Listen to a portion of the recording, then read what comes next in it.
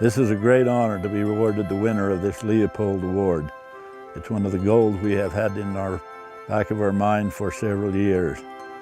Through him, the struggling and getting by with more conservation work, water quality, better dry farming methods, better fencing methods. It's a great honor to be among the best that has received these awards. We're a cow-calf operation here. We also have a few pigs, a few chickens, a few mink. And our farm ends up with East Canyon Creek on one side, the Weber River on the other side.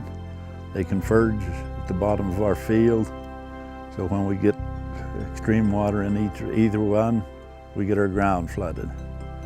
Seemed like every time we had high water, our bridge got washed out. So this time we got water quality to help us put this bridge in so they could take this monitor here and monitor the flow of water here year-round anytime they want it, so they know how much water is coming out of the East Canyon Creek year-round. This section of the river, after the flood come through, left the channel eroded in a lot of places. They put rocks in below me here. This work was done through water quality and DWR. It also included walk-in fishing, access to the river for this stretch for a mile. Fence was put up to keep the cattle off. We put in a center pivot, and it conserves water. It makes it a lot easier to get these fields irrigated and irrigated evenly. This one water quality project we done to keep the manure from these krills here from running in this slew of water, stream of water behind us here. These walls are 6 inches thick, 4 feet high. They sit on a 12-foot pad of concrete underneath here that is 6 inches deep. That holds all the manure from our calves. It goes all the way around the complete kraal. We can keep calves in here anytime we want. So water quality and trying to keep streams in the bank is a big priority on our farm. This is our dry farm. We cut all the hay. Any place that's a little too steep, we leave the hay for later feed. Off to the right there's our waterways. Any place to have any erosion, we leave the grass on there. And the waterways, we've got them built in now so that we don't get any wash when we get a rain. And we just keep trying to improve them all the time. This fence was put in to get better grass improvement on the feed to take out, control the grazing more. It was put in by the grazing improvement program through Bill Hopkins through the state. It's worked out real well for us. This water off to the left down here is the only water in place this pasture water's from.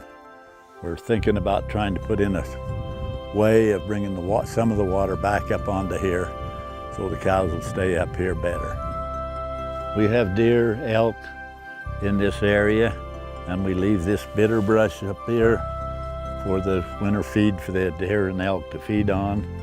We think that's a critical part of the range program that goes in along with feed for our cattle.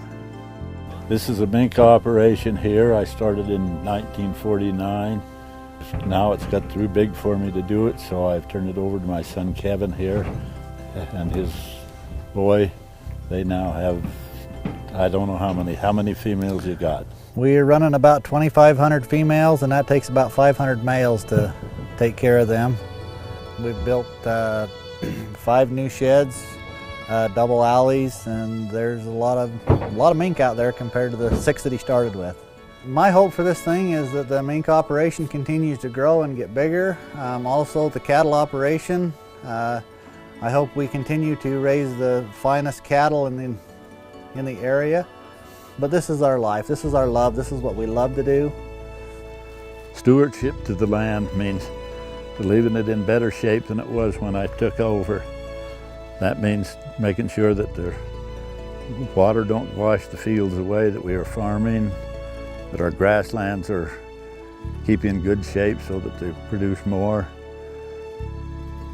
I hope I'm remembered as someone that we could be trusted and depended upon on anything that needed to be done. I'm happy to have a family that has been here through my generation, and hopefully that they'll be able to stay here for more generations to come.